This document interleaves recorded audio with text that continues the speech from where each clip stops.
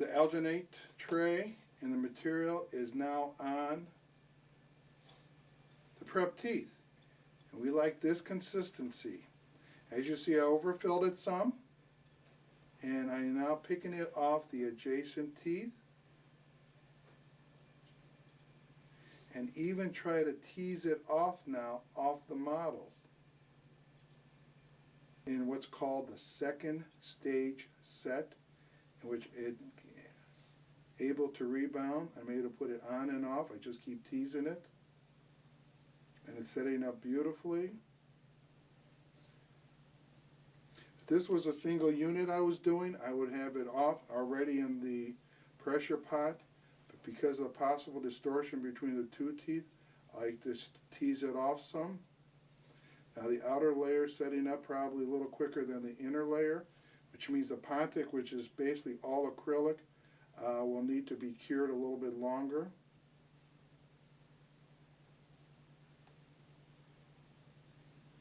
Flow it into the so-called gingival sulcus area of the prepared teeth.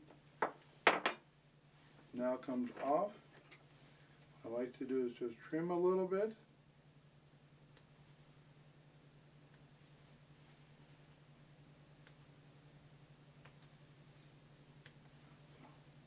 So I'm trimming away where it may lock in approximately.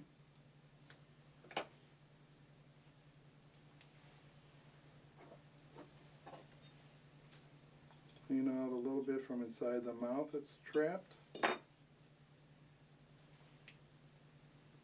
Goes back on nicely.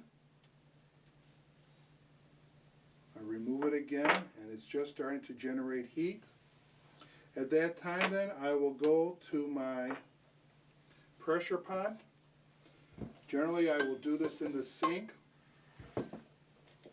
I'll use lukewarm water, fill it up, place temporary inside, or denture repair if I'm doing that. Put some more water. Like I said, I do this in the sink because when I put it on I want to overfill, don't want to trap any air. I then place the top, the excess water will then run out. I will then place it back in and crank it down. And if I did it right, you'll see the pressure gauge go up, showing that I am pressurizing the pot inside, and this will result in a firmer, harder, should be more accurate temporary.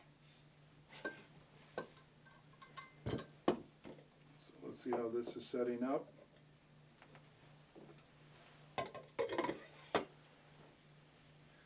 It's getting nice and hard. It still goes on beautifully back on the teeth. And there's the color. Now the next step we do is, once it's nice and hard, is to trim it. As I said before, on the impression of the plaster model, I removed a little bit of the alginate so that I could have a little bit thicker margins. And that helps for the staff who will be trimming this up and shaping it so they could see exactly where the margin is. Also too, you must remember by the pontic area to trim it out so the patient can have a cleansable area and you're not impinging upon the gingival tissue. This time now I will finish trimming this up and then come back and try it in as a final product and make any adjustments as needed. I trimmed up the model of the temporary. The fabrication of the temporary is now completed. I'll let it sit in there for a few minutes. I would check with an Explorer till it gets firm.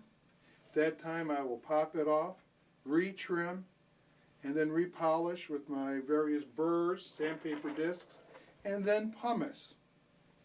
Once we reach that point in which the occlusion is satisfactory, the margins are all closed, and the appearance aesthetically looks good, I will then apply the glaze.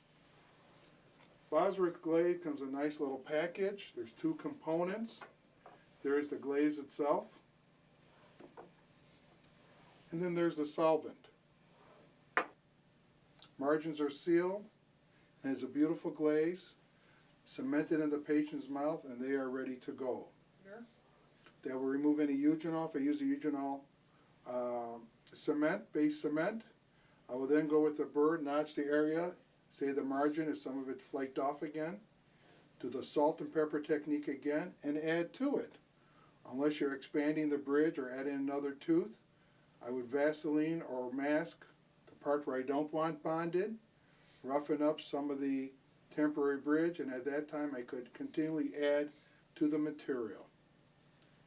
And then finish it off and have a beautiful, stable, temporary, while the laboratory is making the final product. Thank you.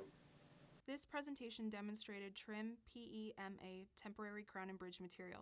The same technique may be used with Trim Plus PMMA temporary crown and bridge material. For more information, contact the Bosworth Company or your favorite distributor.